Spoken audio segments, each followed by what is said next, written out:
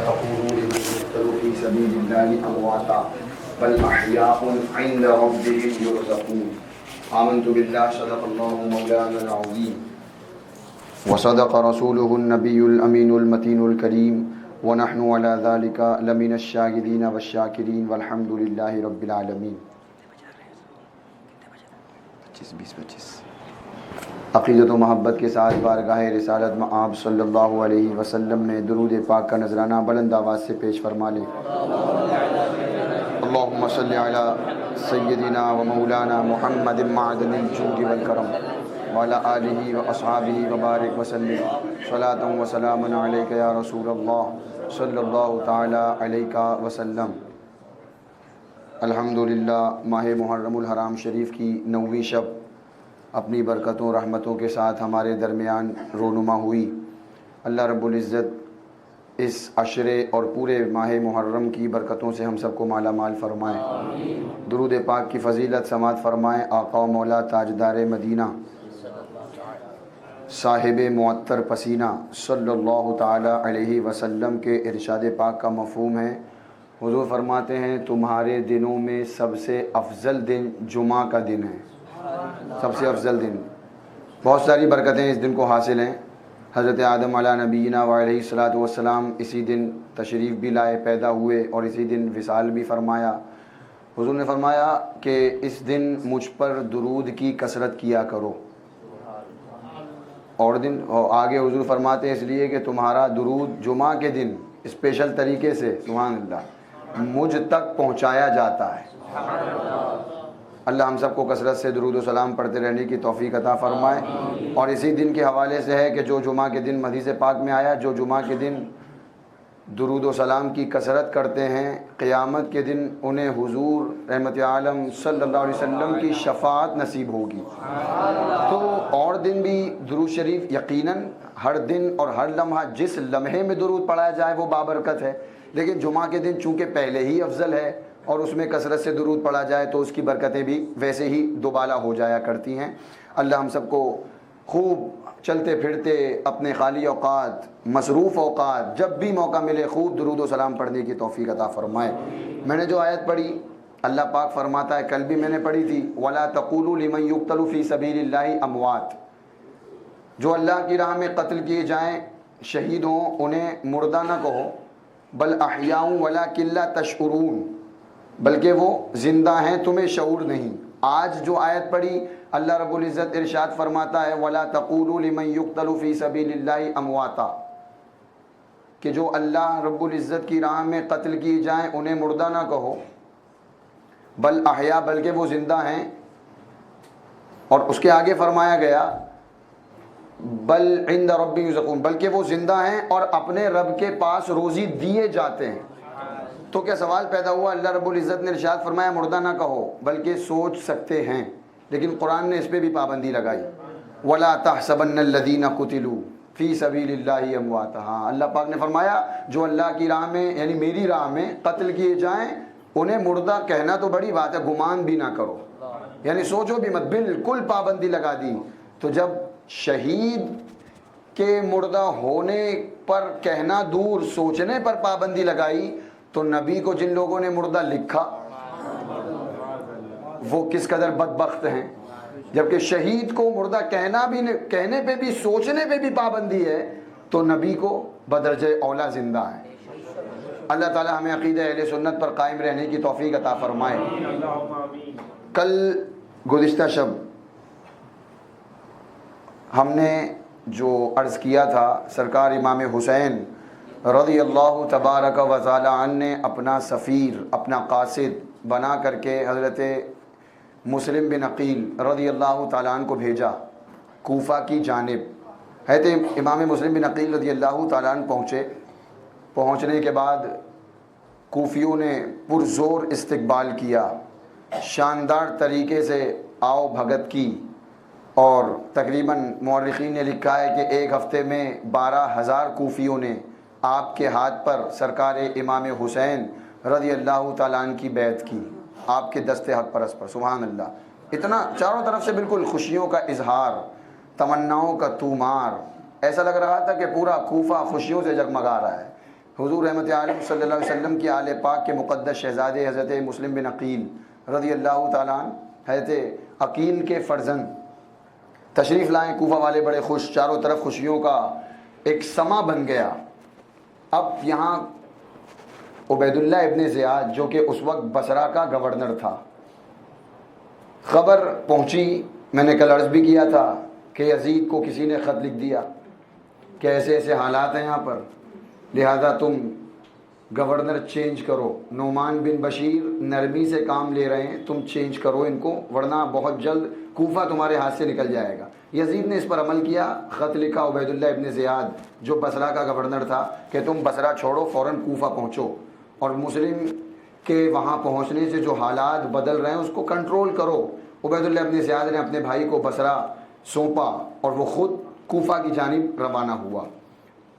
یہ خبر ملی چکی تھی کہ امام مسلم پہنچ چکے ہیں اور ان کے پیچھے سرکار امام حسین رضی اللہ تعالیٰ عنہ کا انتظار ہو رہا ہے۔ اس نے ایک چال چلی اور وہ چال یہ تھی کہ اس نے حجاز کے راستے سے داخل ہونا مناسب سمجھا، اس لیے کہ پہلے ہی لوگ یزید کے خلاف ہیں، وہاں پر امام مسلم پہنچ چکے ہیں، اس لیے میں حجاز کے راستے سے داخل ہوتا ہوں اور لباس بھی حجازی پہن لیتا ہوں۔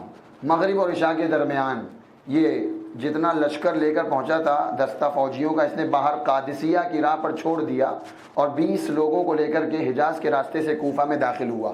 لوگ پہلے ہی منتظر تھے، سرکار امام حسین رضی اللہ تعالیٰ عنہ تشریف لانے والے ہیں، دیکھا گڑ دوڑتی نظر آ رہی ہے حجاز کے راستے سے، اور قریب آئے دیکھا حجازی لباس بھی ہے، لوگوں میں شروغل اٹھ گیا، مرحبا یا ابن رسول اللہ صلی اللہ علیہ وسلم، سبحان اللہ، مرحبا مرحبا، اور خیر مقدم کیا شاندار طریقے سے کہ امام حسین ہی تشریف لے آئے۔ لوگوں نے یہی سمجھا۔ اب بھیڑ بڑھتی گئی، جیسے جیسے خبر پہنچتی گئی لوگ آتے گئے کہ دیکھیں سرکار امام حسین تشریف لائیں، دیکھیں دیکھیں، قریب ہوتے گئے لوگ، اور اس قدر بھیڑ بڑھ گئی کہ اس کی سواری کو چلنا مشکل ہو گیا۔ اب اس کے ساتھ جو تھا عبید اللہ ابن زیاد کے، اس نے کہا اے لوگوں راستہ چھوڑ دو، یہ امیر عبید اللہ ابن زیاد ہیں، راستہ چھوڑ دو۔ عبید اللہ ابن زیاد سیدھا پہنچا گورنر ہاؤس، اور گورنر ہاؤس پہنچنے کے بعد اس نے کوفہ کے جو بڑے بڑے حکام، عمرا، سلاطین، عمائدین شہر تھے انہیں جمع کیا، اور جمع کرنے کے بعد سخت فرمان جاری کیا کہ اے لوگوں تم جانتے ہو کہ یہ یزید کے خلاف بیعت ہو رہی ہے، اور مجھے اسی لیے بھیجا گیا ہے کہ 2 راستے ہیں صرف، یا تو مسلم کی بیعت توڑ کر یزید کی بیعت قبول کر لو، ورنہ پھر میری تلوار ہے اور پھر لاش دلوارے پر لٹکا دی جائے گی، کوئی پوچھنے والا نہیں ہوگا، اس لیے بہتر ہے تم اپنے بڑھتے ہوئے قدموں کو روک لو۔ سخت آرڈر اس نے جاری کیا، لوگوں پر اثر ہونا ہی تھا، چونکہ کوفہ کی بدعہدی پہلے سے مشہور تھی، رنگ بدلتے تھے دنوں میں، بلکہ دن صبح کچھ اور ہوتے تھے اور شام کچھ اور ہوتے تھے، ذہنیت بدل گئی لوگوں کی، لیکن محبتیں باقی تھیں، ابھی تھوڑی باقی تھیں۔ اس نے فرمان جاری کیا سارے لوگوں کے درمیان اور کہا کہ مسلم کو جس نے پناہ دی ہے وہ جلد سے جلد مسلم کو میرے حوالے کر دے، اس سے پہلے کہ مجھے کہیں اور سے خبر ملے، اگر خبر ملی تو بہت برا، اس کا حشر کیا جائے گا۔ اس نے یہ آرڈر جاری کیا، اور امام مسلم رضی اللہ تعالیٰ عنہ نے قیام کیا تھا کوفہ پہنچنے کے بعد سب سے پہلے مختار بن عبید کے مکان پر۔ آپ تشریف فرما تھے، کچھ دن گزرے، عبید اللہ ابن زیاد آیا، حالات بگڑے، اور جب لوگ آپ کی تلاش میں نکلے ہیں اور یہ خبر اڑی ہے کہ عبید اللہ ابن زیاد نے سختی کی ہے، تو امام مسلم رضی اللہ تعالیٰ عنہ نے اس مکان کو چھوڑ دیا، مختار بن عبید کے مکان کو، اور چھوڑ کر کے آپ تشریف لے گئے ہانی ابن عروہ جو قبیلہ مزہج کے سردار تھے، ایک بڑے آدمی تھے کوفہ میں، ان کے یہاں آپ تشریف لے گئے، اور سردار کا مرتبہ بڑا ہوتا ہے، پورے قبیلے میں نام ہوتا ہے، حکومت کے آنا جانا ہوتا ہے، ربط ضبط ہوتے ہیں، چلے گئے آپ وہاں ان کے مکان میں تشریف فرما ہوئے۔ عبید اللہ ابن زیاد نے آرڈر کے باوجود جب کہیں سے امام مسلم کی خبر نہ ملی، کہیں سے کوئی پتہ نہ ملا، تو اس نے جاسوس کھڑا کیا، شامی غلام، اس کا نام تھا معقل، کہ تجھے جاسوسی کرنا ہے، یہ 3000 درہم لے اور جیسے ہو جہاں ہو بس مجھے مسلم چاہیے۔ یہ جاسوس یہ نکلا، پہنچا کوفہ کی جامع مسجد، اور پہنچنے کے بعد اب دیکھا لوگ کون کون ہیں، کیا کر رہے ہیں۔ اس نے دیکھا سب سے سیدھے سادے بھولے بھالے جو مسلمان ایک گوشے میں نماز پڑھ رہے تھے، حضرت مسلم بن اوسجہ اسدی رضی اللہ تعالیٰ عنہ نماز پڑھ رہے تھے، محب اہل بیت نماز پڑھ رہے تھے۔ یہ پہنچا، نماز سے فارغ ہونے کا انتظار کرنے لگا کہ نماز سے فارغ ہوں میں گفتگو شروع کروں، جاسوس تھا، بنایا اس نے ذہن، نماز سے فارغ ہوئے، کہا کہ آپ میں نے سنا ہے کہ کوفہ میں رسول پاک صلی اللہ علیہ وسلم کے مبارک خاندان کے ایک شہزادے تشریف لائے ہیں، مسلم بن عقیل۔ کہا تو تمہیں پوری مسجد میں ہی دکھائی دے رہا ہوں، اور کسی سے نہیں پوچھا؟ تم نے کہا کہ آپ کے چہرے سے انوار و تجلیات کا نزول ہو رہا ہے، آپ چہرے سے بڑے پرہیزگار معلوم ہوتے ہیں، محب اہل بیت معلوم ہو رہے ہیں۔ حضرت آ گئے اس کی باتوں میں۔ حضرت نے کہا ہاں ٹھیک پہچانا، میں تمہارا بھائی ہی ہوں، میں تمہارا بھائی ہوں، اور لے کر کے چلے ہانی ابن عروہ کے مکان پر۔ 3000 درہم جاسوس نے پیش کیے، حضور قبول فرمائیں، دستبوسی کی، بیعت کی، اور جو بھی مکر و فریب کر سکتا تھا کیا۔ اب اس کا روزانہ کا معمول بن گیا، یہ جاسوس صبح آتا اور رات کو پوری خبر لے کر کے عبید اللہ ابن زیاد کو دے دیتا، پوری رپورٹ پہنچاتا۔ ایسی زبردست مخبری کی۔ کچھ دن گزرے، عبید اللہ ابن زیاد نے ہانی ابن عروہ کو طلب کیا۔ انہوں نے اصل میں کچھ دن پہلے جانا چھوڑ دیا تھا، عبید اللہ ابن زیاد کے پرانے تعلقات تھے لیکن جانا چھوڑ دیا، آنا جانا بیماری کا بہانہ کہ نہ جاؤں گا، نہ خبر گیری ہوگی، نہ سوال جواب ہوں گے، جانا چھوڑ دیا۔ عبید اللہ ابن زیاد نے طلب کیا، ہانی ابن عروہ بے خبر، بالکل نڈر، تنہا تشریف لے گئے۔ کہا عبید اللہ ابن زیاد نے کہ ہم نے سنا ہے کہ تم نے مسلم کو پناہ دی اپنے مکان پر۔ ہانی ابن عروہ نے انکار کیا کہ نہیں، ایسی بات نہیں ہے۔ جو خوبصورتی سے بات بنا سکتے تھے بنائی، انکار زیادہ دیر نہ چل سکا، اس لیے کہ عبید اللہ ابن زیاد نے معقل غلام کو کھڑا کر دیا، شامی غلام جو تھا کھڑا کر دیا کہ یہ دیکھو۔ اب جیسے ہی چہرہ دیکھا حضرت ہانی ابن عروہ نے پیروں تلے زمین نکل گئی، ہوش اڑ گئے کہ یہ تو راز فاش ہو گیا پورا، اب تو چھپایا نہ چھپ سکتا تھا۔ کہا ہاں میں نے پناہ دی ہے، کہا حاضر کر دو۔ ہانی ابن عروہ نے کہا عبید اللہ ابن زیاد یہ تو نہیں ہوگا کہ میں مسلم کو تمہارے حوالے کر دوں، اس لیے کہ وہ مہمان ہیں، بلایا نہیں تھا، آئے ہیں۔ اگرچہ ہاں اگر تو یہی چاہتا ہے تو میں کہیں اور انہیں جانے کے لیے کہہ دوں گا، لیکن تو چاہے میں تیرے ہاتھ میں دے دوں، یہ نہیں ہوگا۔ بات بڑی گرما گرمی ہوئی، اس نے ڈنڈے مارنے شروع کیے۔ حضرت ہانی بن عروہ چونکہ تنہا تھے، پتہ ہوتا کہ خبر مل گئی تو جاتے قبیلے کے ساتھ، تنہا تھے، ڈنڈے مارے، چہرے پر، سر پر، زخمی ہو گیا سر، خون بہنے لگا۔ اب عبید اللہ ابن زیاد بدنہاد خبیث نے ہانی بن عروہ کو قید خانے میں ڈلوا دیا کہ جب تک میں حکم نہ دوں انہیں قید سے نکالا نہ جائے، قید میں ہیں۔ اب خبر اڑتے اڑتے باہر پہنچی کہ ہانی ابن عروہ گئے ہیں، بہت دیر ہو گئی آئے نہیں ہیں، اور اڑتے اڑتے بات، افواہ جو ہوتی ہے جھوٹی بات جلدی پھیلتی ہے، سچی نہیں پھیلتی، پھیلتے پھیلتے کہ شہید ہو گئے، ہانی ابن عروہ کو شہید کر دیا گورنر ہاؤس میں۔ اب خبر پھیلی، پورا قبیلہ انتقام کی آگ میں بھڑکنے لگا کہ ہمارے سردار کو شہید کر دیا، جبکہ ہم نے یزید کی بیعت سے انکار بھی تو نہیں کیا تھا، ہم نے بغاوت بھی تو نہیں کی تھی، ہمارے سردار کو بلا وجہ بلا کر شہید کر دیا، چلو چلو کر کے۔ اب علماء نے لکھا ہے، فقیہ ملت مفتی جلال الدین احمد امجدی لکھتے ہیں کہ 40,000 تقریباً ان کے حمایتیوں نے، ہانی ابن عروہ کے قبیلے والوں نے گورنر ہاؤس کا گھیراؤ کر لیا پوری طرح سے چاروں طرف، کہ انتقام، خون کا بدلہ خون، انتقام انتقام، سب شور گل ہو رہا تھا۔ عبید اللہ ابن زیاد نے موقع اچھا سمجھا، جن کو نظر بند کیا تھا ان لوگوں کو اس نے کہا کہ اب تم دیوار سے کہو لوگوں سے کہ عبید اللہ ابن زیاد کا ساتھ دو اور مسلم کا ساتھ چھوڑ دو، ورنہ اس کا انجام بہت برا ہوگا، تمہاری زمینیں ضبط کر لی جائیں گی، بچوں کو یتیم کر دیا جائے گا، اور پھر کوفہ کی زمین پر خون ہی خون دکھے گا۔ اگر چاہتے ہو کہ یزید تمہارے خلاف کوئی قدم نہ اٹھائے تو مسلم کا ساتھ چھوڑ دو، مت دو۔ انہوں نے اپنے بچوں کا واسطہ دیا، جو باپ تھے، جو بیٹے تھے، انہوں نے اپنے باپوں کا، گھر والوں کا سہارا دیا۔ فطری بات ہے، اولاد کا باپ کا معاملہ آتا ہے، اور کوفہ کے لوگ ویسے ہی بد عہد، پھر گئے تیزی سے۔ اب یہاں عبید اللہ ابن زیاد نے اندر قاضی شرح کو بلایا، گورنر ہاؤس میں قاضی صاحب کو بلایا، قاضی صاحب جاؤ دیکھو قید خانے میں ہانی ابن عروہ زندہ ہیں، اور جا کر کے ان کے قبیلے والوں کو بتا دو جو جھوٹی افواہ اڑائی ہے شہید ہو گئے ہیں وہ زندہ ہیں۔ قاضی صاحب گئے تو ہانی ابن عروہ نے کہا کہ جا کر کے کہہ دینا میرا حال بہت خراب ہے، مارا ہے، اور عنقریب مجھے یہ بالکل مار دے گا، اس لیے تم لوگ ہٹنا مت، صرف 20 لوگ اندر آ جاؤ، ابھی نقشہ بدل جائے گا۔ قاضی شرح یہ بات پوری کی پوری بتاتے جیسے ہی پہنچے گورنر ہاؤس کے قلعے کی دیوار پر ایک جاسوس ساتھ لگ گیا کہ یہ کیا بات کرتے ہیں۔ اب جاسوس جب ساتھ میں ہے تو قاضی شرح کو یہاں وہاں کی بات کرنے کا موقع نہ ملا کہ حالات، اصل حالات کا علم بتاتے وہاں تک۔ انہوں نے اتنا کہا اے قبیلے والو بالکل مطمئن رہو، تمہارے سردار زندہ ہیں، بس اتنا کہا، اور وہ سب مطمئن ہو کر گھر چلے گئے۔ علماء لکھتے ہیں یہ وہی نقشہ تھا بالکل، اگر امام مسلم رضی اللہ تعالیٰ عنہ تھوڑی دیر تشریف لے آئے کہ میری وجہ سے ہی سب لوگ جمع ہیں، اور سب لوگ بالکل تیار تھے کہ حکم دیا جائے اور پھر گورنر ہاؤس کی اینٹ سے اینٹ بجا دی جائے، اور یہی آگے بڑھ کر، یہی قافلہ آگے بڑھ کر یزید کا تخت بھی پلٹتا اور شامیوں کو بھی تاخت و تاراج کر دیتا، نقشہ بدل جاتا، لیکن قدرت کو کچھ اور ہی منظور تھا۔ چلے گئے سب مطمئن ہو کر گھر چلے گئے۔ امام مسلم رضی اللہ تعالیٰ عنہ تشریف فرما ہیں، سب نے ساتھ چھوڑ دیا۔ اب عبید اللہ ابن زیاد کو خبر مل گئی ہے کہ سب لوگ جا چکے ہیں، مسلم تنہا ہیں۔ اب اس نے بعد کا جو کیا، اس دن کے بارے میں علماء فرماتے ہیں امام مسلم رضی اللہ تعالیٰ عنہ بالکل غریب الوطنی کے عالم میں مغرب کی نماز ادا فرمائی آپ نے تو 500 لوگ تھے صرف، کہاں 40,000 کا جمع غفیر، صرف 500 لوگ باقی تھے۔ مغرب کی نماز کے بعد جب سلام پھیرا اور دیکھا تو وہ 500 بھی غائب تھے، سب نے ساتھ چھوڑ دیا۔ اتنی تمناؤں، اتنے جذبات اور محبتوں کے اظہار کے بعد بلا کر کے امام مسلم کا ساتھ سب نے چھوڑ دیا، وہی کوفہ کی سرزمین کے جس میں ہر گھر میں امام مسلم کے لیے جان نثاری کے وعدے کرنے والے اور محبتوں کا اظہار کرنے والے تھے۔ اب وہی کوفہ ہے، وہی کوفہ کی سرزمین ہے۔ 2 گز زمین بھی آپ کو میسر نہیں، تھوڑی سی جگہ کہ جہاں رات سکون سے گزار لیں۔ آپ رات میں چلے جا رہے ہیں، دیکھا ایک عورت بیٹھی ہے گھر کے باہر، کہا اس خاتون سے کہا کہ پانی مل سکتا ہے پینے کے لیے؟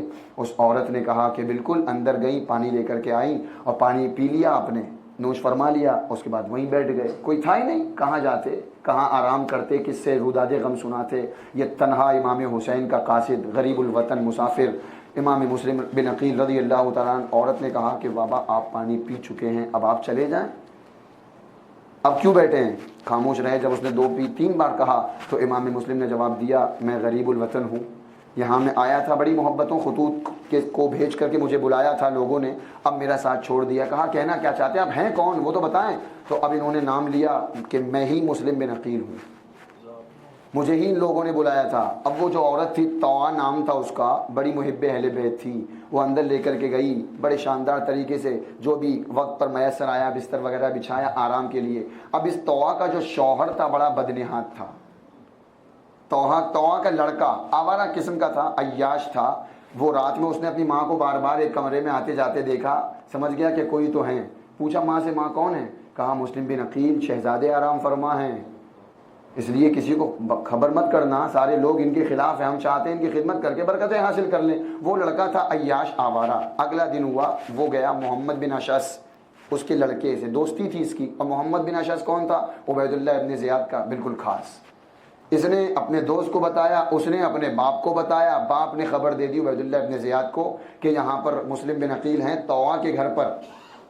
عبید اللہ ابن زیاد نے فوج کا پورا دستہ بھیجا، پورا دستہ فوج کا، دیکھیں نا کتنا، کیا ہیبت تھی ہاشمی نوجوان کی، کیا دبدبا تھا۔ ایک تنہا مسافر ہے اور اس کو گرفتار کرنے کے لیے پورا لشکر، پورا دستہ بھیجا عبید اللہ ابن زیاد نے، اس لیے کہ وہ جانتا تھا کہ یہ وہ ہاشمی نوجوان ہے جس کی رگوں میں مولائے کائنات کا خون گردش کر رہا ہے۔ پورا دستہ آیا اور باقاعدہ وہاں ایک زبردست حضرت امام مسلم بن عقیل رضی اللہ تعالیٰ نے تلوار زنی کی ہے، اور وہ جوہر دکھائیں کہ سب کے دانت کھٹے ہو گئے۔ وہاں تنہا ہیں آپ، غریب الوطن ہیں، ساتھ چھوڑ چکے ہیں، لیکن جس کا بھروسہ اللہ و رسول پر ہو اس کے لیے دنیاوی طاقتیں کوئی حیثیت نہیں رکھتی۔ لڑتے رہے کیونکہ آرام فرماتے، گھوڑے کی آواز آئی، باہر آ گئے۔ وہ لوگ چھت پر چڑھے، آگ بھی پھینکی، پتھر پھینکا، جب دیکھا کہ قابو میں یہ شیر نہیں آ رہا ہے، انہوں نے پھر ایک فریب دیا، مسلم امان ہے، تلوار تم قابو میں کر لو، امان ہے۔ حضرت امام مسلم نے کہا پکا امان دیتے ہو؟ کہا ہاں امان ہے۔ امام مسلم نے تلوار نیام میں ڈال دی کہ تم نے امان دی ہے، اس لیے میں نے تم کو حوالے کیا ہے خود کو تمہارے، ورنہ کبھی میں آخری دم تک خود کو تمہارے حوالے نہ کرتا۔ تم نے امان دی ہے، قائم رہنا۔ کہاں؟ سواری پر بٹھایا، اور سب سے پہلے غداری یہ ہوئی کہ آپ کی تلوار کو نکال لیا چپکے سے۔ امام مسلم نے فرمایا یہ پہلی غداری ہے۔ سمجھ گئے، پہلے ہی سمجھ گئے تھے کہ حالات بالکل بگڑ چکے ہیں، حالات تو وہیں خراب ہو گئے تھے۔ پہنچے عبید اللہ ابن زیاد کے گورنر ہاؤس، لے جایا گیا، باہر ہی داخلی دروازے پر ٹھنڈے پانی کا گڑا رکھا تھا۔ امام مسلم رضی اللہ تعالیٰ عنہ نے فرمایا پانی دے دو۔ وہاں جو عبید اللہ ابن زیاد کے حواری تھے انہوں نے کہا مسلم تمہیں پانی نہیں ملے گا۔ ایک دوسرے نے کہا نہیں دے دو، ویسے بھی عبید اللہ ابن زیاد کے سامنے جانا ہے، دے دو۔ پانی آپ نے پیا، کٹورے میں پانی لیا، تو چونکہ اس تلوار زنی میں ایک خبیث بدنہاد بکیر بن حمران احمری، اس نے ایسی تلوار ماری تھی کہ آپ کے ہونٹ پر لگی تھی، اور اوپر کا ہونٹ بالکل کٹ گیا تھا اور نیچے کا ہونٹ زخمی ہو گیا تھا اور 2 دانت ٹوٹ کر کے وہیں گر گئے تھے، وہیں تلوار زنی جب آپس میں مڑ بھیڑ ہوئی تھی۔ تو اب یہاں پر آپ نے جب پانی نوش فرمایا، لبوں سے پانی لگایا تو ہونٹ تو کٹ چکا تھا، خون جاری تھا، خون ٹپک گیا، پانی رنگین ہو گیا۔ امام مسلم نے دوبارہ پانی لیا، دوبارہ پانی چھوڑ دیا، پانی فرمایا اب شاید معلوم ہوتا ہے کہ ہماری قسمت سے پانی اٹھ چکا ہے، یہیں سے پانی اٹھ چکا ہے۔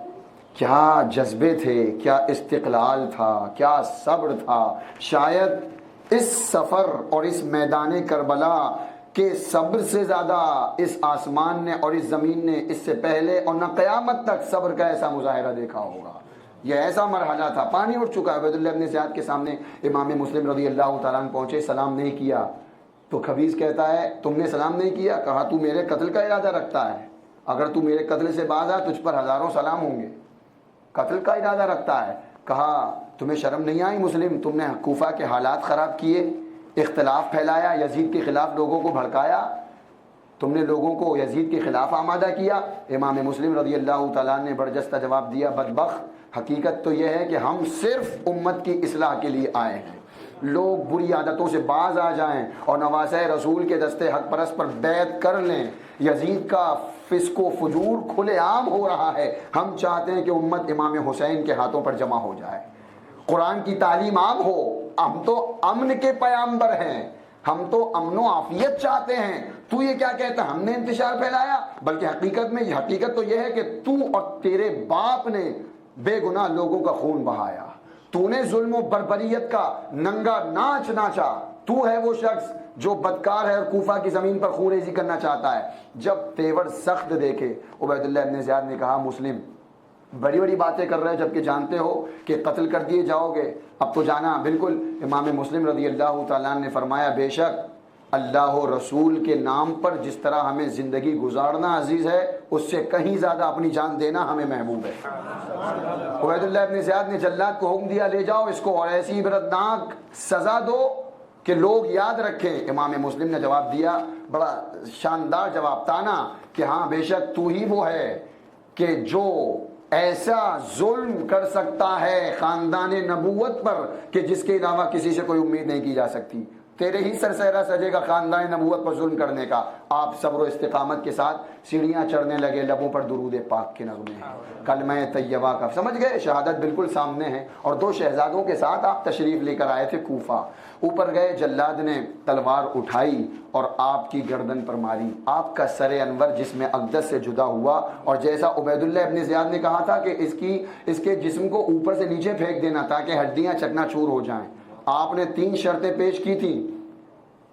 عمرو ابن سعد کو اٹھا کر مجمع میں دیکھا تھا، اور کوئی تو دکھا نہیں، دیکھا کہ یہ صحابی رسول کا بیٹا ہے، شاید اس کے دل میں نرمی ہوگی۔ 3 باتیں ہیں، سن عمرو ابن سعد، پہلی بات میں خط لکھ چکا ہوں امام حسین رضی اللہ تعالیٰ عنہ کو آنے کے لیے، تو اصل خبر پہنچا دینا کہ ایسے ایسے معاملات ہیں، تشریف نہ لائیں۔ دوسری بات 700 درہم میرے کوفہ کے کسی شخص پر باقی ہیں، وہ ادا کر دینا۔ اور تیسری بات میری لاش کو قتل کے بعد دفنا دینا، بے حرمتی نہ ہونے پائے۔ یہ تینوں بات عمرو ابن سعد جو حضرت سعد بن ابی وقاص رضی اللہ تعالیٰ عنہ کا بدنہاد بیٹا، حکومت کا لالچی، اس نے جا کر کے ابن زیاد کو بتا دیا، جبکہ پوشیدہ رکھنا بتا دیا۔ عبیداللہ ابن زیاد نے کہا دیکھو قرض کا معاملہ ہے، تم جانو ادا کرو یا مت کرو۔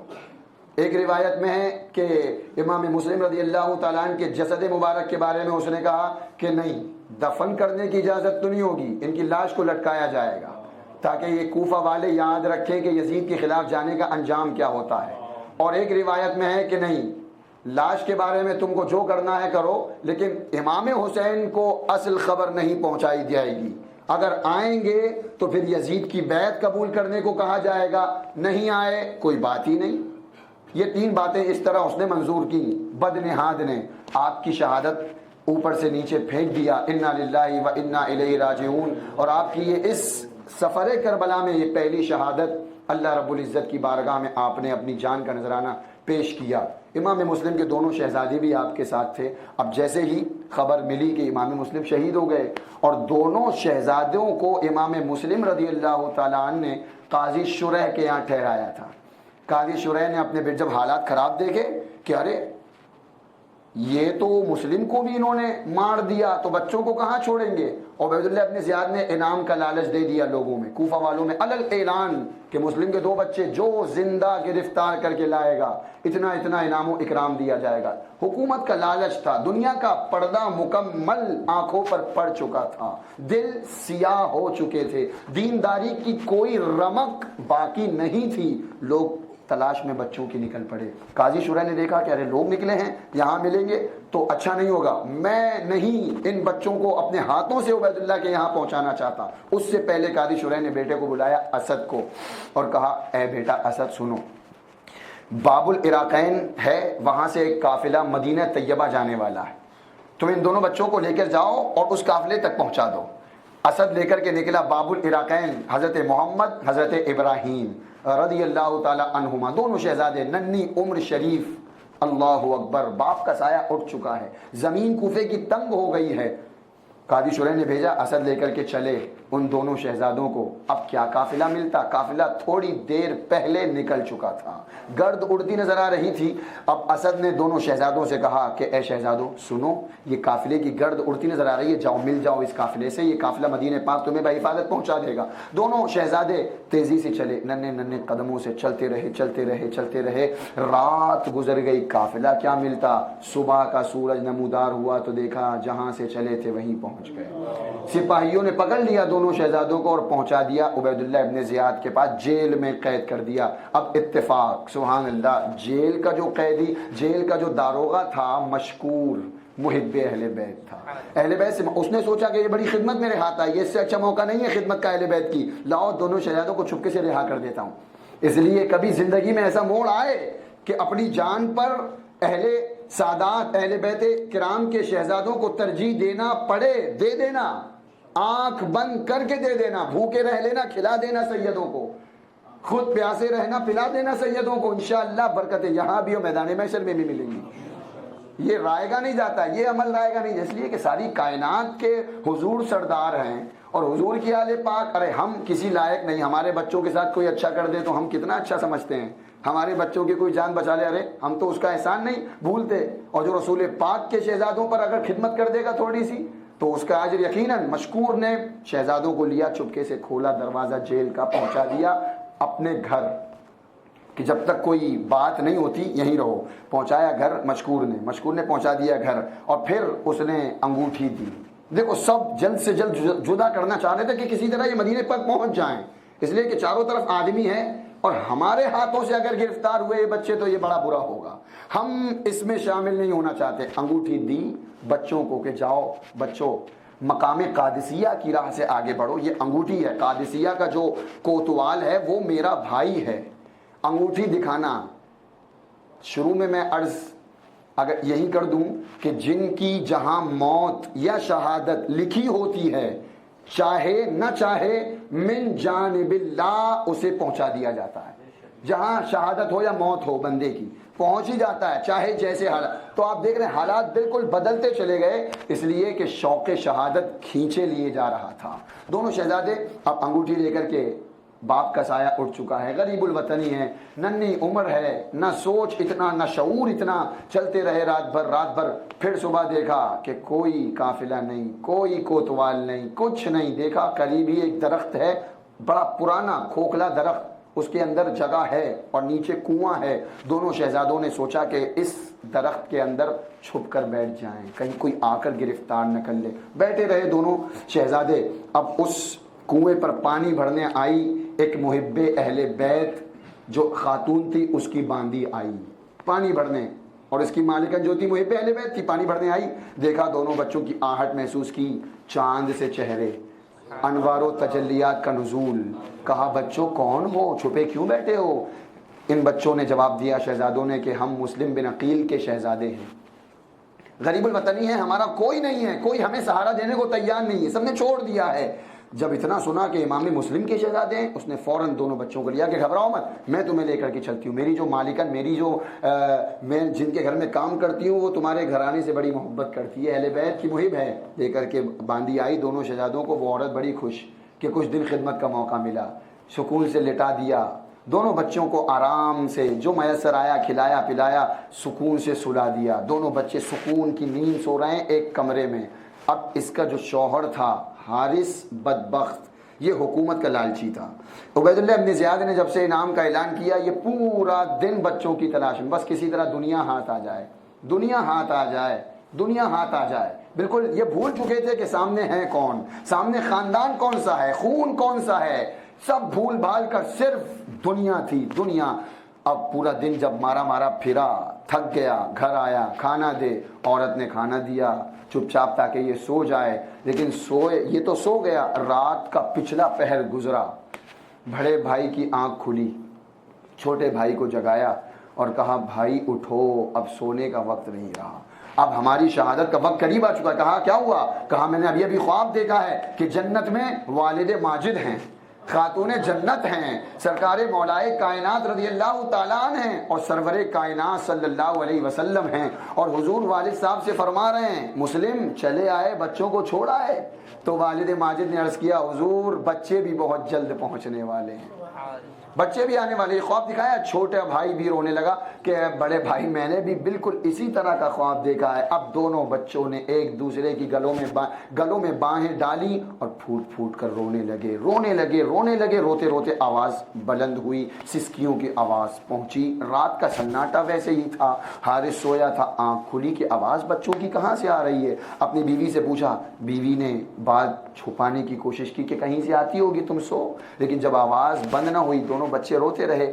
تو کیونکہ خبر مل گئی کہ والد کا سایہ سر سے اٹھ گیا ہے، جنت میں والد ہیں مطلب شہید ہو گئے، خبر مل گئی، باپ کا سایہ سر سے اٹھنا ہمیں بھی۔ روتے روتے جب حارث نے تلاش کرنا شروع کیا چراغ لے کر کے دیکھوں تو معاملہ کیا ہے، آواز کہاں سے، آواز کی سمت بڑھتا رہا اور آخر اس کمرے تک پہنچ گیا جہاں دونوں شہزادے آرام فرما تھے۔ اٹھایا دونوں کو بڑی بے دردی کے ساتھ، کہا کون ہو؟ امام مسلم بن عقیل رضی اللہ تعالیٰ عنہ کے شہزادوں نے جواب دیا مسلم بن عقیل کے بچے۔ مسلم بن عقیل کے نام سنا، ٹھٹک گیا، کہا پورا دن تمہاری تلاش میں میں مارا تتارا پھرتا رہا، اور حال یہ ہے کہ میرے ہی گھر پر بستر جمائے ہو تم لوگ۔ دونوں کی مشقیں باندھ دیں، زلفوں کو باندھا بے دردی کے ساتھ، ایک کونے میں ڈال دیا کہ صبح کا انتظار کرو، صرف صبح کا انتظار کرو، رات کی تنہائی میں نہیں ماروں گا، صبح کا انتظار کرو۔ اب دونوں بھائی رات بھر روتے رہے، بیوی منت سماجت کر رہی ہے کہ کیوں اہل بیت نبوت کے شہزادوں کے خون سے اپنے دامن کو آلودہ کرنے کو تیار ہو، مجھے مار لو، اپنی تلوار سے میری پیاس بجھا لو، لیکن یہ گناہ نہ کرو، بخشا نہیں جائے گا۔ اور اگر یہاں تم نے ان شہزادوں کو چھوڑ دیا تو نانا جان ان کے میدان محشر میں تمہاری شفاعت کریں گے۔ چھوڑ دو، ترس کھاؤ، رحم کھاؤ، ان کی صورتیں دیکھو جھلس چکی ہیں، چہرے مرجھا چکے ہیں، لیکن حارث پر دنیا کا نشہ سوار تھا۔ صبح کا سورج نمودار ہوا اور ان بچوں کا آخری دن، اللہ اکبر، دونوں بچوں کو دروازہ کھولا اور بڑی بے دردی کے ساتھ کھینچتا ہوا لایا، گھوڑے پر سوار کیا، فرات کے قریب لایا۔ دونوں شہزادے ننھے منھے چیخ رہے ہیں چھوڑ دو، ہم نے تمہارا کیا بگاڑا ہے، ہم نے گناہ کیا کیا ہے، لیکن حارث کے کان پر کوئی اثر نہیں، لایا بے دردی کے ساتھ پٹکا، جب تک پھر اس کی بیوی پہنچ گئی حارث کی، چھوڑ دو، دیکھو آخری بار مان جاؤ۔ اس نے تلوار کا ایک وار کیا، اپنی عورت اپنی بیوی کو زخمی کر دیا، بیوی گر گئی، رو رہی ہے، زخموں سے چور ہے، لیکن اس کی کوشش یہ ہے ان بچوں کو چھوڑ دو، مجھے مار دو، ان بچوں کو چھوڑ دو، لیکن حارث بدبخت نہ مانا۔ تلوار اٹھائی، بڑے بھائی نے کہا پہلے میری گردن پر تلوار مارو، میں اپنے چھوٹے بھائی کو تڑپتا ہوا خاک و خون میں نہیں دیکھ سکتا۔ چھوٹے بھائی نے کہا حارث پہلے مجھے شہید کرنا، اس لیے کہ بڑے بھائی کا لاشا مجھ سے دیکھا نہیں جائے گا۔ مورخین لکھتے ہیں کہ حارث کی تلوار اٹھی اور دونوں کی ننھی گردنوں پر پڑی، اور پھر خون کا فوارہ ابلا، فضا میں دو ننھی چیخیں بلند ہوئیں اور دونوں کے سروں کو اس بدبخت نے ان کے تن اقدس سے جدا کر دیا۔ انا للہ و انا الیہ راجعون۔ یہ والد ماجد کے بعد یہ دونوں شہزادے بھی الحمدللہ جنت کا راستہ سوار گئے۔ اب دونوں شہزادوں کی شہادت کے بعد دونوں کے سر اقدس کو لیا توبڑے میں۔ اہل بیت سے بغض کا انجام یہاں بھی ملتا ہے، وہاں بھی ملے گا۔ اہل بیت کا دشمن نہ یہاں سکون ہے نہ وہاں سکون ہے۔ جیسے ہی قتل کیا اللہ پاک نے فوراً اسے عبرت کا نشان بنا دیا۔ اس نے سروں کو لیا، پہنچا عبید اللہ ابن زیاد کے پاس گورنر ہاؤس۔ عبید اللہ خوش ہو جاؤ، تمہارے دشمن کے بیٹوں کا سر لایا ہوں۔ کہا کس کا سر لایا ہوں؟ کہا مسلم کے بچوں کا. کہا کس نے کہا تھا سر مارنے کے لیے؟ کہا کہ مجھے ڈر تھا کہ کوئی چھین لیتا، میں نے اس لیے. کہا بدبخت، میں یزید کو خط لکھ چکا ہوں کہ دونوں بچے زندہ ہیں. اگر یزید نے مجھے کہا کہ دونوں بچے زندہ مجھے چاہیے تو میں کیا دوں گا؟ تجھے مارنے کو کس نے کہا؟ طرح طرح کی باتیں. کہا کچھ نہیں، جلاد کو حکم دیا کہ جاؤ اور اسے بھی عبرت کا نشان بنا دو. اس نے میرے حکم کے بغیر ان بچوں کو مارا کیسے؟ اب جلاد اسے لے کر کے گیا اور پھر تلوار ایک وار میں گردن اڑائی اور جہنم میں پہنچا دیا. اس طرح امام مسلم کے بچوں کا قاتل جہنم رسید ہوا. یہ دو شہادتیں ہوئیں. سرکار امام حسین رضی اللہ تعالیٰ عنہ مکۃ المکرمہ میں. درود پاک پڑھیں.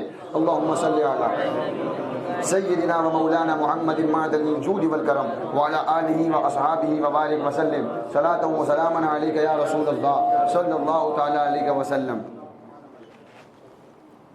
خط مل چکا تھا، کیونکہ اس زمانے میں اگر کوئی اعتراض کرے، جیسا کہ میں نے کل عرض کیا تھا کہ صحابہ کہاں تھے جب نبی کی اولادوں پر مصیبت کا پہاڑ ٹوٹا تھا. تو ایک پتہ کی بات یہ ہے، ایک عقل سے سوچے انسان اگر، کہ صحابہ صرف مکہ ہی میں نہیں تھے، پوری دنیا میں پھیلے تھے، ہر جگہ تھے. اور حضور کو پردہ فرمائے ہوئے 50 سال گزر چکے، 50 سال کا عرصہ. یعنی اگر حضور رحمت عالم صلی اللہ علیہ وسلم کی حیات طیبہ میں کسی بچے نے بھی کلمہ پڑھا ہوگا تو بے شک وہ صحابی ہے. لیکن 50 سال گزرنے کے بعد وہ کس عمر میں پہنچا؟ وہی کس عمر میں پہنچے؟ 50 کے پار. اس لیے علماء نے فرمایا ہے کہ اس وقت صحابہ تھے لیکن بڑی عمر والے صحابہ تھے. کوئی 70، کوئی 80، کوئی بالکل 100 کے قریب اس عمر کے صحابہ. اور اگر صحابہ نہیں تھے تو صحابہ کے شہزادے تھے. ایک بات. دوسری بات، پوری دنیا میں تھے صحابہ، صرف مکہ شریف میں نہیں تھے جو بالکل ایسا تھا کہ ہاں حضور آپ چل رہے ہیں ہم بھی چلیں گے، ایسا نہیں تھا.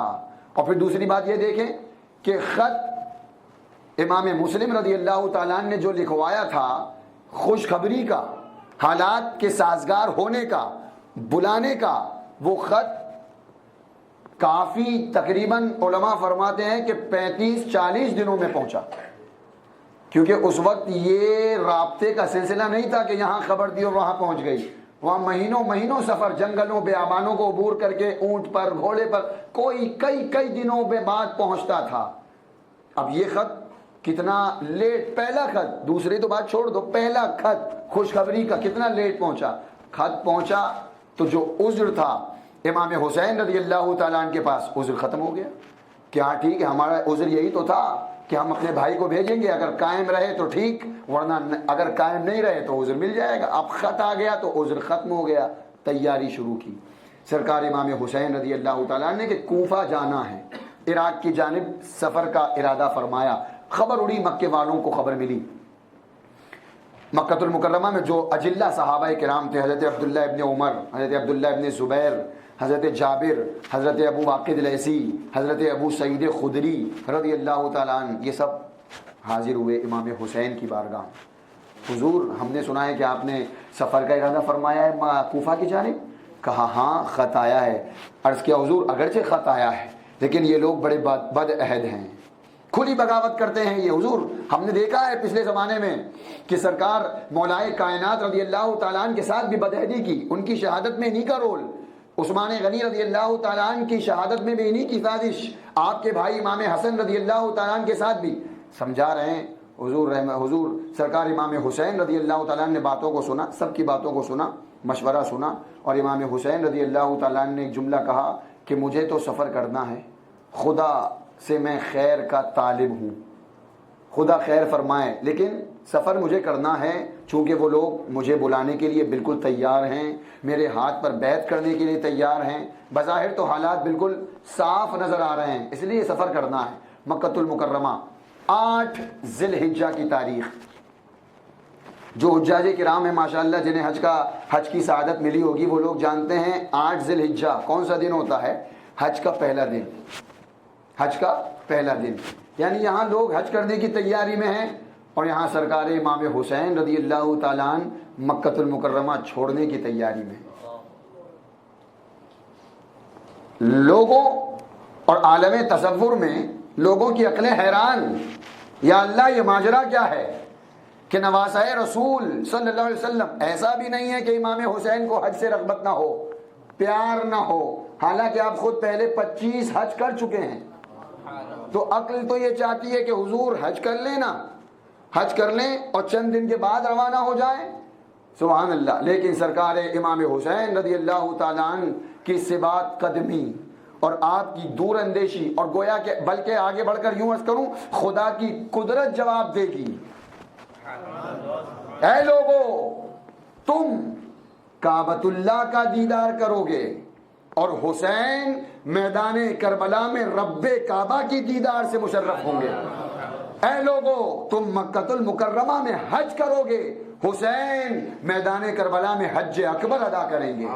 اے لوگو تم حج کی بات کرتے ہو، تم آب زمزم پی کر پیاس بجھاؤ گے، لیکن حسین جام شہادت سے اپنی پیاس بجھائیں گے، شربت دیدار پینے کو ملے گا۔ اے لوگو تم مینا کے میدان میں جانوروں کی قربانی پیش کرو گے، لیکن میرے نبی کا نواسہ حسین کربلا کے میدان میں اپنے جگر کے ٹکڑوں کو قربان کر کے اسلام کی عزت بچائے گا۔ یہ پہلا علماء نے نقطہ پہلا دیا، امام حسین نے مکۃ المکرمہ چھوڑا 8 ذی الحجہ کی تاریخ کو اور سفر شروع کیا۔ آپ کے ساتھ آپ کے سفر میں کون کون لوگ ہیں؟ کئی ہاشمی جوان ہیں، سبحان اللہ۔ سرکار مولا کائنات رضی اللہ تعالیٰ عنہ کے 5 شہزادے، آپ کے علاوہ سرکار امام حسین کے علاوہ 4 شہزادے، اور حضرت عباس علمدار جنہیں کہا جاتا ہے، ذرا بولے نا سبحان اللہ۔ یعنی گویا کہ مولا کائنات کی تصویر کا دوسرا رخ، پہلا رخ تو امام حسین اور دوسرا رخ حضرت عباس علمدار، پہلے شہزادے۔ دوسرے شہزادے سبحان اللہ یہ ہیں عباس بن علی، اور دوسرے ہیں ابو بکر بن علی، تیسرے ہیں عمر بن علی، چوتھے ہیں عثمان بن علی۔ یعنی دیکھو محبتیں کیسی ہیں کہ اپنے بچوں کا بھی نام اپنے یاروں پر رکھا ہے۔ یہ شہزادے ہیں، 5 شہزادے ماں امام حسین رضی اللہ تعالیٰ عنہ کی، یہ ہیں امام حسن رضی اللہ تعالیٰ عنہ کے 4 شہزادے۔ پہلے حضرت قاسم بن حسن رضی اللہ تعالیٰ عنہما، دوسرے حضرت عبداللہ بن حسن رضی اللہ تعالیٰ عنہ، تیسرے نام سنیں حضرت ابو بکر بن حسن، اور چوتھے حضرت عثمان بن حسن رضی اللہ تعالیٰ عنہ۔ یہ 4 حضرت امام مسلم کے جو والد ہیں حضرت عقیل رضی اللہ تعالیٰ عنہ، ان کے بھی 4 شہزادے امام مسلم کو لے کر، لیکن ایک چونکہ شہید ہو گئے، 3 امام حسین رضی اللہ تعالیٰ عنہ کے ساتھ سفر میں ہیں۔ 3 کون کون؟ حضرت عبداللہ بن عقیل، حضرت جعفر بن عقیل، حضرت عبد الرحمن بن عقیل، یہ تینوں شہزادے آپ کے ساتھ ہیں حضرت عقیل کے۔ اور حضور امام حسین رضی اللہ تعالیٰ عنہ کی 2 ازواج، حضرت سیدہ شہر بانو رضی اللہ تعالیٰ عنہ اور دوسری آپ کی زوجہ حضرت علی اصغر کی والدہ رضی اللہ تعالیٰ عنہ، یہ دونوں ازواج آپ کے ساتھ ہیں۔ اور امام حسین رضی اللہ تعالیٰ عنہ کے 3 شہزادے، پہلے حضرت علی اوسط رضی اللہ تعالیٰ عنہ جنہیں امام زین العابدین کہا جاتا ہے، 22 سال کا چڑھتا ہوا شباب، لیکن علالت بیمار ہیں، وہ ہیں دوسرے شہزادے حضرت علی اکبر رضی اللہ تعالیٰ عنہ، حسن مصطفیٰ کی تصویر صلی اللہ علیہ وسلم، تیسرے شہزادے حضرت علی اصغر، 6 ماہ کے شیر خوار۔ یہ مقدس قافلہ آپ میں سے کسی نے گنا کتنے ہو گئے؟ تقریباً ایک روایت میں ہے 19 شہزادے، ایک روایت میں 19 اور ایک میں ہے 21، یعنی جنہوں نے جام شہادت نوش فرمایا، اور باقی 3 قید ہوئے ہیں۔ 3 ایک امام زین العابدین رضی اللہ تعالیٰ عنہ اور ایک امام حسن رضی اللہ تعالیٰ عنہ کے شہزادے اور ان کے شہزادے، یہ 3 حضرات قید ہوئے ہیں، جام شہادت نوش نہیں فرمایا۔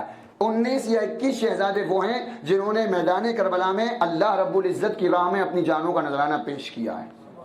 اور گئے کتنے تھے؟ 82۔ لوگ 72 کہتے ہیں، روایتیں دونوں صحیح ہیں۔ 82 بچوں کو، خدام کو ملا کر 82، اور صرف اگر گھر والے کو دیکھا جائے تو پھر 72۔ اب یہ علماء فرماتے ہیں کہ 19 ایک روایت مطابق 21 اہل بیت نبوت کے جوان شہزادے ہیں، اور باقی 10 کو نکال دو جو شہزادے ہیں، چھوٹے ہیں، شیر خوار ہیں اور خدام ہیں، بچیاں ہیں، انہیں نکال دو۔ تو پھر علماء فرماتے ہیں باقی یہ جتنے تھے کہیں نہ کہیں یا تو صحابی تھے یا صحابی کی اولاد تھے۔ حضور رحمت عالم صلی اللہ علیہ وسلم کے زمانہ مبارک میں جنہوں نے کلمہ پڑھا وہ تھے، اور جو کہیں دور تھے ان کی اولادیں جو مکہ المکرمہ میں تھیں انہوں نے امام حسین کے قدموں میں اپنی جانوں کا نذرانہ پیش کیا۔ یہ تو چھپایا جاتا ہے کہ نہیں تھے صحابی، نہیں، صحابہ تھے، اور جو دور دراز تھے پوری دنیا میں وہاں تک خبر نہ پہنچ سکی۔ شہادت کی خبر آپ اندازہ لگائیں کہ جب یہاں میدان کربلا ہو گیا، شہادتیں سب کی ہو گئیں، تو آپ کے علم میں ہے یہ پوری خبر مدینہ پاک کب پہنچی ہے؟ 40 دن میں پہنچی ہے۔ یہ پوری خبر، پوری رپورٹ کہ ایسا ایسا ہوا ہے، سرکار امام حسین کی شہادت ہو چکی ہے، شہزادوں کو شہید کر دیا، 40 دن میں، 1 مہینے سے زائد خبر پہنچی ہے۔ تو پھر بتائیں جو دنیا میں یہاں وہاں جو صحابہ تھے کب خبر پہنچی، کیسے آتے، سارے اسباب بنے۔ تو یہ مقدس قافلہ 82 نفوس قدسیہ کا اسباب سفر تیار ہوئے اور نکلے ہیں کوفہ کی جانب، مکہ المکرمہ کو چھوڑا۔ راستے طے ہوتے گئے، بڑھتے رہے، اور بڑھ کیا رہے تھے؟ اتنی تیزی سے چل رہے تھے۔ بات ضروری ہے عرض کر دوں، بعض دیوبندیوں نے واقعہ کربلا کی عظمت کو گھٹانے کی کوشش کی، معاذ اللہ، کہ امام حسین رضی اللہ تعالیٰ عنہ 2 کو پہنچے کربلا میں، یہ سب کچھ نہیں، 10 کو پہنچے، اور 10 کو پہنچے تو میں ہوئی، نوک جھونک ہوئی، گرما گرمی ہوئی، تلواریں نکلی اور قتل کر دیا گیا۔ نہ بھوکے رہے نہ پیاسے رہے، معاذ اللہ رب العالمین، نہ سفر کیا، اور انہوں نے ثابت بھی کیا، اتنے بڑے خبیث ہیں، تبھی تو یزید کو ابو بنائے بیٹھے ہیں۔ کل رات ایک کتاب گزری، کل رات میری نظر سے ایک کتاب گزری، اور اس کا نام معاذ اللہ سیدنا یزید، اور آگے بھی لکھا رحمت اللہ تعالی علیہ، 7 بار معاذ اللہ۔ یہ ہے وہابیت، یہ ہے دیوبندیت، یزید کو ابو بنانے کی کوشش کرتے ہیں یہ لوگ، اور سرکار امام حسین کو باغی کہتے ہیں، معاذ اللہ رب العالمین، 7 بار معاذ اللہ۔ امام حسین رضی اللہ تعالیٰ عنہ حقائق، لیکن قیامت تک تمہارے جتنے اعتراض ہوں گے اہل سنت جواب دیتے رہیں گے۔ تم چاہے واقعہ کربلا کی عظمت گھٹانے کی کوشش چاہے جتنی کر لو، تم گھٹ جاؤ گے۔ امام حسین کا نام کل بھی زندہ تھا، کربلا کی تاریخ آج بھی زندہ ہے، اور قیامت تک ان کی شہادت کے فسانے گونجتے رہیں گے۔ اعتراض کیا، چھپا دیا جائے، نہ بھوکے رہے نہ پیاسے رہے، کچھ نہیں ہوا تھا۔ مفتی صاحب، سرکار مفتی اعظم ہند، ایک مفتی صاحب پہنچے سرکار مفتی اعظم کی بارگاہ میں، حضور ایسا ایسا اعتراض آیا ہے، یہ لوگ ایسا لکھ رہا ہے کتابوں میں کہ امام حسین کے ساتھ کچھ بھی نہیں ہوا، نہ بھوکے رہے نہ پیاسے رہے، 10 کو پہنچے، لڑائی ہوئی، قتل کر دیا گیا۔ سرکار مفتی اعظم نے ایک جملہ ارشاد فرمایا، اس کا جواب والد ماجد سرکار امام اہل سنت اعلی حضرت کی کتاب حاجز البحرین میں دیکھ لو۔ وہ مفتی صاحب کوئی عام نہیں تھے، مفتی تھے، وہ سمجھا کہ حاجز البحرین تو کتاب الگ ٹاپک پر ہے، اور یہ سوال جو ہے وہ امام حسین کی عظمت پر ہے، عظمت پر۔ اس کی آواز تھوڑی سے کم ہو جائے، اگر سیٹی نہ مارے تاکہ بس۔ سرکار امام حسین رضی اللہ تعالیٰ عنہ کی عظمت پر سمجھ میں نہیں آیا، جب مطالعہ کیا حاجز البحرین کا، واہ ارے میرے امام، کیا پہرا دیا ہے ناموس صحابہ پر، کیا پہرا دیا ہے ناموس اہل بیت پر، اور جب جس کی شان کی باری آئی پوری کتابیں لکھ کر امت تک پہنچائی۔ دیکھو جب امام حسین کی عظمت کو گھٹانے کی کوشش کی گئی تو بھی میدان میں اگر کوئی آیا تھا تو بریلی کا پٹھان امام احمد رضا خان آیا تھا۔ مفتی اعظم نے کہا مطالعہ کرو، کتاب کھولی، کتاب کو مفتی صاحب نے پڑھا پہنچ۔ اب میں آپ لوگوں کو سمجھاؤں، وہ کتاب ہے اصل میں غیر مقلد یہ کہتے ہیں کہ 2 نمازوں کو ایک وقت میں جمع کرنا جائز ہے، غیر مقلد ہیں وہ، کسی کی تقلید نہیں کرتے، اور ہم اہل سنت و جماعت کے نزدیک ایک وقت میں 2 نمازوں کو جمع کرنا جائز نہیں ہے۔ یہ بالکل حنفی مذہب کا یہ اصول ہے، قاعدہ ہے، اور وہ امام اہل سنت نے جو کتاب لکھی ہے سبحان اللہ وہ اسی ٹاپک پر لکھی ہے کہ غیر مقلدوں کے اعتراضات کے جوابات دیے ہیں قرآن و حدیث کی روشنی میں، اور اسی کتاب میں ایک حدیث ہے، دیکھو نگاہ مفتی اعظم تو دیکھو، عبداللہ ابن عمر رضی اللہ تعالیٰ عنہ سفر پر ہیں اور مکۃ المکرمہ سے کوفہ کی جانب سفر پر ہیں، اور وہ دور لائیے نگاہوں میں، سفر پر ہیں اور سفر کے دوران خبر ملی کہ آپ کی اہلیہ شدید علیل ہیں، شہزادہ فاروق اعظم کی اہلیہ شدید علت میں۔ اب جب خبر ملی تو اب سفر تو ویسے تو آرام سے ہو رہا تھا، لیکن جب خبر ملی ہے اب سفر تیز ہوا، اب سفر تیز ہوا۔ جو غلام ساتھ میں، حضور نماز، کہا چلتے رہو، حضور نماز، کہا چلتے رہو، حضور نماز، ظہر چلتے رہو۔ بالکل ظہر کا آخر وقت آیا، آپ ٹھہرے، ظہر بھی پڑھی، عصر بھی پڑھی۔ غیر مقلد یہ فریب دیتے ہیں کہ دیکھو عبداللہ ابن عمر نے رضی اللہ تعالیٰ عنہ نے ایک وقت میں 2 نمازوں کو جمع کیا۔ امام اہل سنت فرماتے ہیں غلط، سچ یہ ہے کہ عبداللہ ابن عمر رضی اللہ تعالیٰ عنہما نے ایک وقت میں 2 نمازوں کو جمع نہیں کیا، بلکہ ظہر کے اخیر وقت میں ظہر پڑھی ہے، عصر کے شروع وقت میں عصر پڑھی ہے۔ حدیث وہی ہے، اصول وہی ہے کہ ایک وقت میں 2 نمازوں کو جمع کرنا جائز نہیں۔ اب یہاں سے پتہ کیا نقطہ لیا؟ سبحان اللہ، وہاں خبر ملی تھی بیوی کی علالت کی، تو پتہ ہے ایک اور ان وہابیوں نے پورا چارٹ، پورا نقشہ تیار کیا کہ دیکھو مکہ سے کوفہ یہ منزل، یہ منزل، یہ منزل، یہ منزل، اتنی جلدی کوئی پہنچ ہی نہیں سکتا، 2 محرم کہتے پہنچ گئے، نہیں پہنچ سکتے۔ تو امام اہل سنت نے بھی پورا نقشہ تیار کیا، اس کی پورا سمجھایا کہ دیکھو مکے سے، مکۃ المکرمہ سے کوفہ تک اتنی منزلیں ہیں، انسان اگر آرام سے چلے تو ایسے پہنچے گا، ورنہ تیز چلے تو جلدی پہنچے گا۔ جیسے عبداللہ ابن عمر پہنچے، ایک وقت میں 2 3 منزلیں کراس کی، تو فرماتے ہیں وہ مفتی صاحب کہ میں اس جواب کو پڑھ کر سمجھ گیا کہ امام حسین پر ان خبیثوں کا اعتراض بالکل بے بنیاد ہے۔ وہاں تو عبداللہ ابن عمر رضی اللہ تعالیٰ عنہما کو اپنی بیوی کی علالت کی خبر ملی تھی، لیکن یہاں امام حسین کو شوق شہادت کھینچ رہا تھا۔ آپ تیزی سے سفر کر رہے تھے تاکہ جلد سے جلد کوفہ پہنچوں اور لوگوں کے درمیان جا کر یزید کے فسق و فجور کا قلعہ کما ہو۔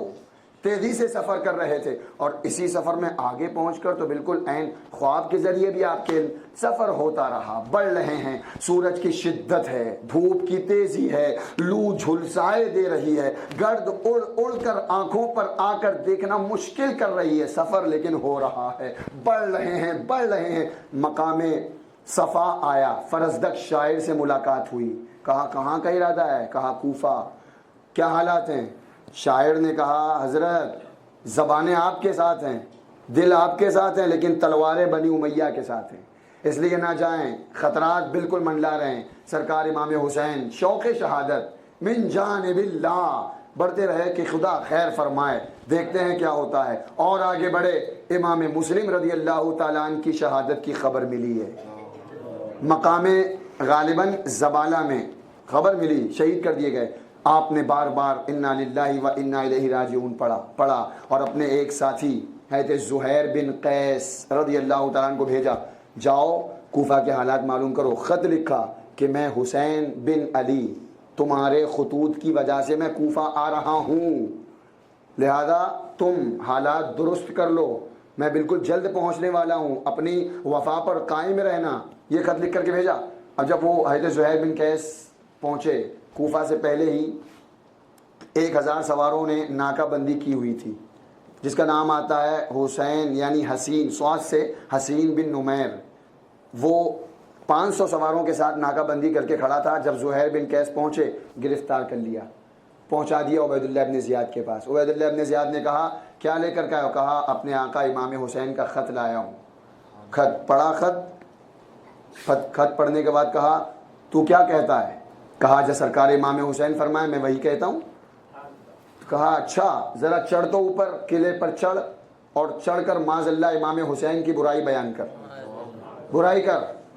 زہیر بن قیس چڑھے، واہ واہ واہ، ارے مزہ تو یہ ہے کہ اپنے آقاؤں کا چرچا دشمنوں کے نرغے میں کرو، اپنوں میں تو ہر کوئی کرتا ہے، اس کا تو مزہ ہی الگ ہے کہ دشمن چاروں طرف مخالف ہو، پھر اپنے آقاؤں سے محبت کا اظہار ہو۔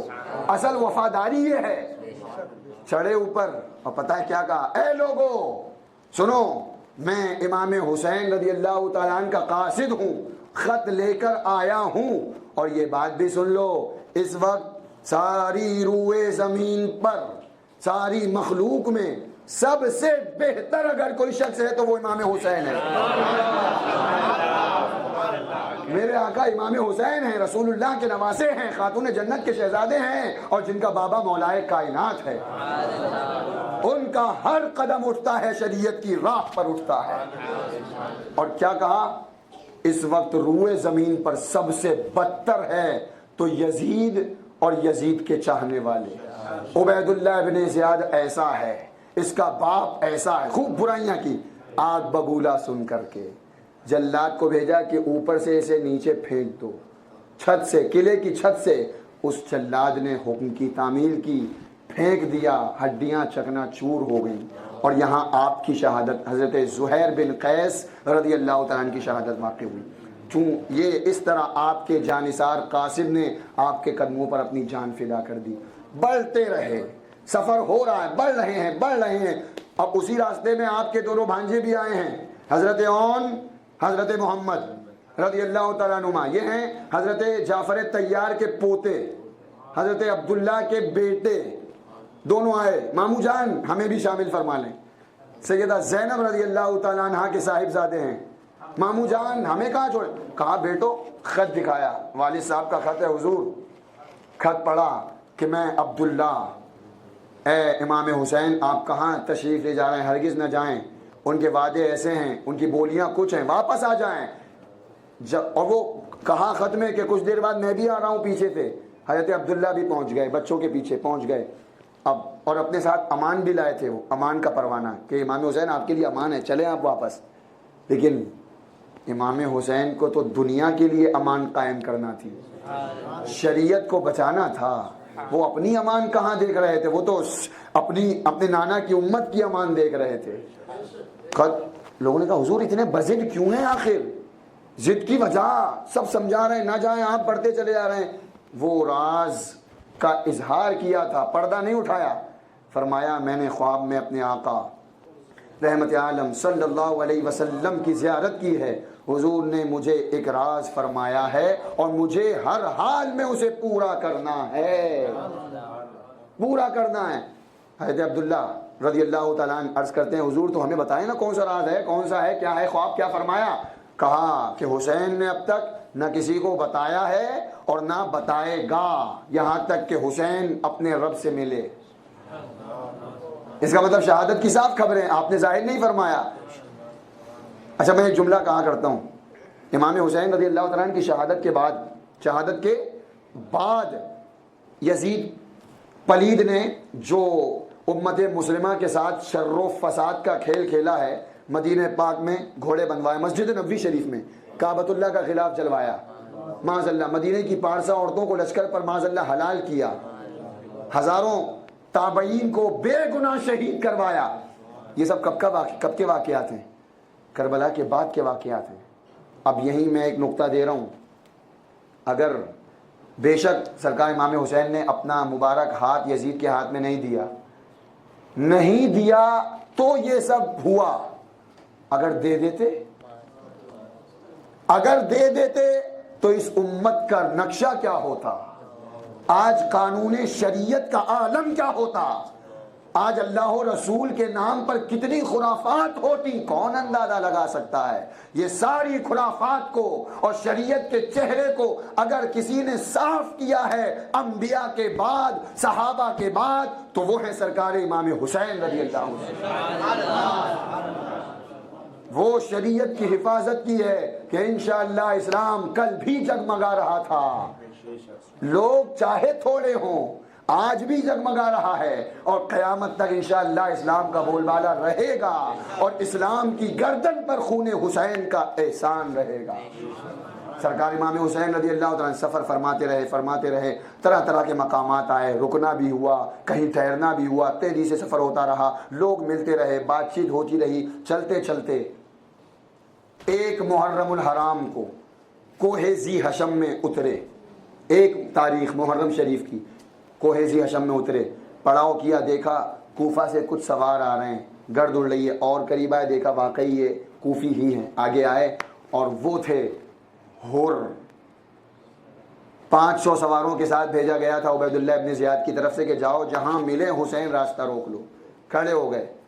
پتہ ہے کیا کام کیا میرے امام حسین نے؟ سب سے پہلے اپنے لوگوں کو حکم دیا کہ جتنے آئے ہیں نا، لمبا سفر کر کے آئے ہیں، سب کو پانی پلاؤ، سب کو پانی پلاؤ، جانوروں کو پانی پلاؤ۔ پانی پیا گیا، ظہر کے وقت ہو، فرمایا حر ہمارے ساتھ پڑھو گے یا الگ پڑھو گے؟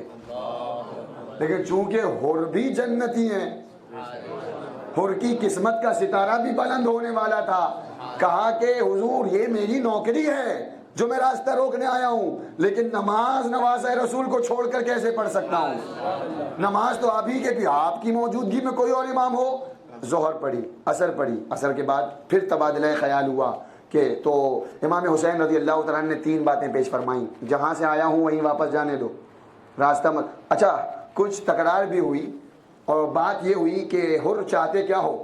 کہا میں کچھ نہیں چاہتا، حالانکہ آپ کے ساتھ جو مصاحبین تھے سب جوش میں آ گئے تھے، حضور انہی سے پہلے نمٹ لیں، بعد میں زیادہ لوگ آئیں گے تو بھاری پڑے گا، انہی سے نمٹ لیتے ہیں، پہلے راستہ روک رہے ہیں یہ۔ امام حسین نے پھر سنا، نہیں ہماری طرف سے ابتدا نہیں ہونا ہے، ہم جنگ کے ارادے سے نہیں آئے ہیں، ابتدا نہیں کریں گے ہم، بات خوبصورتی سے ٹل جائے۔ کہا حر جہاں سے ہم آئے وہاں جانے دو، یا پھر کسی سرحدی علاقے پہ جانے دو، وہاں جا کر ہم اپنی زندگی گزار لیں گے، یا پھر یزید کے پاس ڈائریکٹ دمشق جانے دو، ہم بات کر لیں گے۔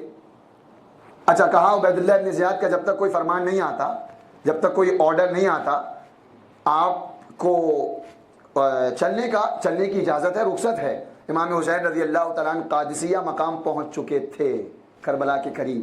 قادسیہ سے بائیں مڑ کر چلنے لگے، بائیں بائیں چلتے رہے، اور بات چیت یوں بڑھی کہ کہا جب رات میں اپنے سواروں کو امام حسین نے ایک جگہ پہنچ کر چلنے کا حکم دیا، چلو اور آگے بڑھو، راستہ روک لیا حر نے، اے امام حسین اب آگے مت جائیے، آگے نہ جائیں، مجھے حکم ہوا ہے کہ چٹیل میدان میں اترنے کے لیے مجبور کروں امام حسین کو، آگے نہ جائیں۔ کہا تیری ماں تجھ پر روئے، تیری ماں روئے تجھ پر، تو حسین کا راستہ روک رہا ہے۔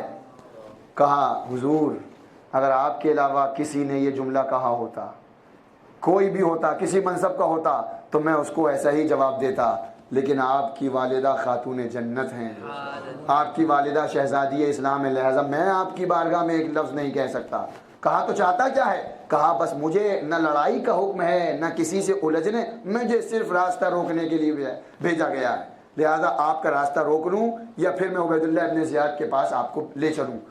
امام حسین فرمایا خدا کی قسم میں عبید اللہ ابن زیاد کے پاس نہیں جاؤں گا، وہ چاہتا ہے میں جاؤں، نہیں جاؤں گا۔ حر نے تاریخی جملے اپنی زبان سے کہے، خدا کی قسم اے امام حسین میں بھی آپ کو نہیں چھوڑوں گا۔ قدرت ان کے جملوں پر مسکرا رہی تھی۔ حر بے خیالی میں یہ کتنا بڑا سچ کہہ گئے تم، خدا کی قسم میں تمہیں نہیں چھوڑوں گا۔ پھر دنیا نے دیکھا کہ جنت تک پہنچنے تک امام حسین کا ساتھ نہیں چھوڑا۔ یہ ہیں حر، راستہ روکا، اور پھر 2 محرم کی تاریخ کو ان لوگوں نے چٹیل میدان میں اترنے پر مجبور کر دیا۔ امام حسین رضی اللہ تعالیٰ نے فرمایا ساتھیوں سے یہ جگہ کیا ہے؟ کہا مقام نینوا ہے، کسی نے کہا اس کا نام مقام ماریہ ہے، کسی نے کہا اس کا نام کربلا ہے۔